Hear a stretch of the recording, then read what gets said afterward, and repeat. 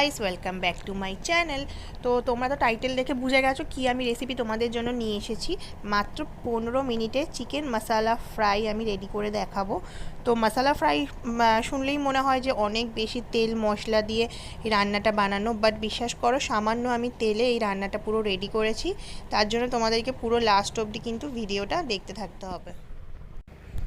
প্রথমে যেটা আমি করেছি, চিকেনটাকে না সামান্য একটু ভিনেগার দিয়ে আধ ঘন্টা রেখে দিয়েছিলাম।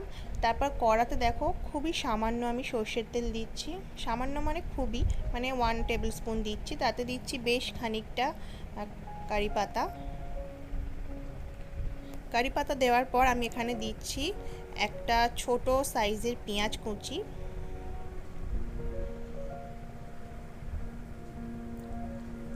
এরপর আমি দিচ্ছি গ্রেটেড আদা, তারপর দিচ্ছি আমি গ্রেটেড রসুন।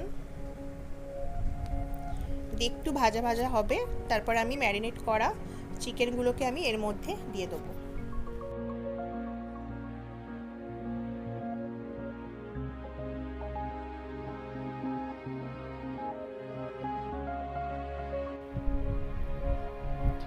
এবার এতে আমি মশলাগুলো অ্যাড করব। দেখো আমি দিচ্ছি হলুদ গুঁড়ো হাফ টিস্পুন কাশ্মীরি লঙ্কার গুঁড়ো, হাফ টিস্পুন জিরে গুঁড়ো,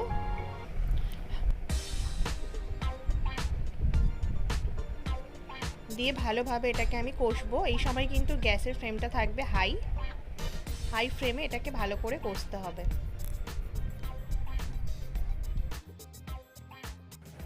এবার আমি দিচ্ছি স্বাদ মতো নুন,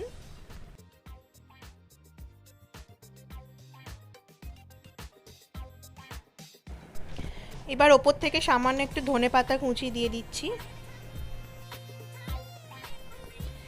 এরপর আমি আরও কিছুটা কারি পাতা ওপর থেকে দিয়ে দিচ্ছি। তোমরাও যখন রেসিপিটা বানাবে না, প্রথমেও কারি পাতা দেবে, লাস্টে দিলে না কারি পাতা যে একটা ফ্লেভার সেটা দারুণ কিন্তু চিকেনের মধ্যে আসে। তো এবার আমি যেহেতু চিকেনটা লেগে লেগে যাচ্ছে, তো অল্প অল্প জল দিয়ে এটাকে আমি কষতে থাকবো। আর দেখো খুব সামান্য দিচ্ছি আমি গরম মশলা গুঁড়ো।